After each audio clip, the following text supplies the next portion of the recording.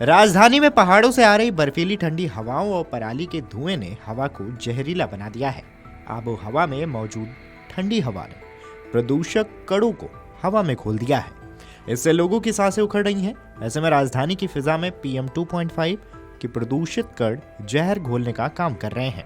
इसी कड़ी में शनिवार को दिल्ली में वायु गुणवत्ता प्रबंधन के लिए निर्णय सहायता प्रणाली के मुताबिक हवा में पराली से होने वाला प्रदूषण 30.915 रहा है। इसके अलावा रविवार को 31.246% रहने की आशंका है। वहीं वाहनों से होने वाला प्रदूषण 15.321% रहा। इस बीच वायु गुणवत्ता सूचांक यानी कि AQI 361 दर्ज किया गया है।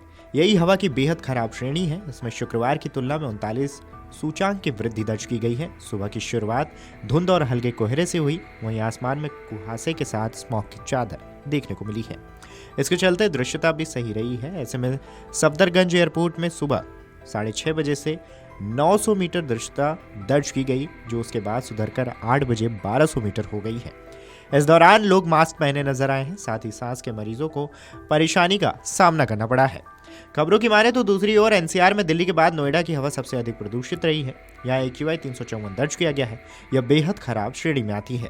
इसके चलते सांस के मरीजों को परेशानी का सामना करना पड़ा। साथ ही लोगों को आंखों में जलन जैसी समस्या भी हुई है। वहीं गाजियाबाद में 339, ग्रेटर नोएडा में 336 और गुरुग्राम में 236 AQI दर्ज किया गया है। इसके अलावा फरीदाबाद की हवा सबसे साफ रही है। यहाँ सूचांक 264 दर्ज किया गया है। यह हवा की खराब श्रेणी है। केंद्रीय प्रदूषण नियंत्रण बोर्ड यानी कि CPCB का पूर्वानुमान मंगलवार तक हवा बेहद खराब श्रेणी में बरकरार रहने वाला है। इसके चलते सांस के मरीजों को परेशानी का सामना करना पड़ सकता है। साथ ही लोगों को आंखों में जलन जैसी समस्या का सामना करना पड़ सकता है।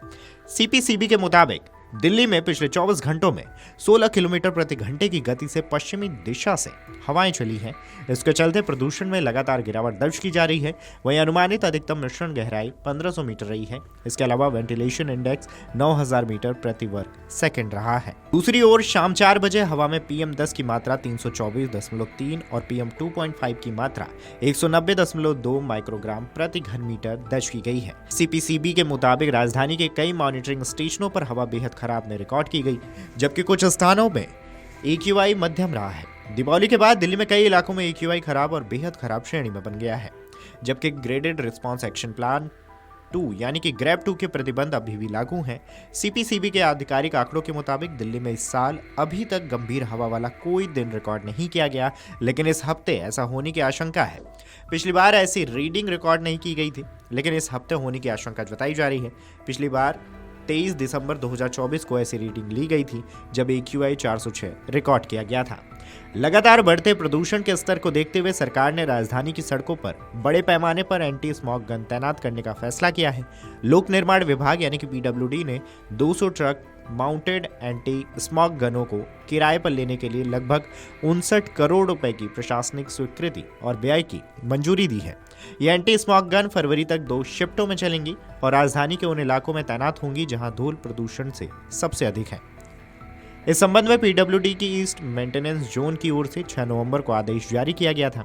इसमें साफ कहा गया है कि एंटी स्मॉग गन रोजाना 8 से 8 घंटे 2 शिफ्टों में काम करेगी। प्रत्येक एंटी स्मॉग गन के संचालन और किराए की औसतन लागत 29,41,724 रुपए निर्धारित की गई है।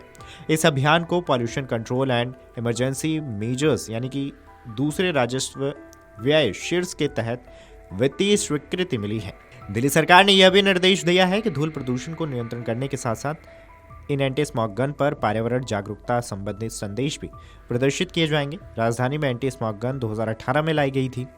सुप्रीम कोर्ट ने निर्माण स्थलों पर धूल नियंत्रण के उपायों को लेकर सख्त निर्देश जारी किए हैं। इस खबर पर आपकी क्या राय है, हमें कमेंट करके जरूर बताएं। Video desk amarujala.com।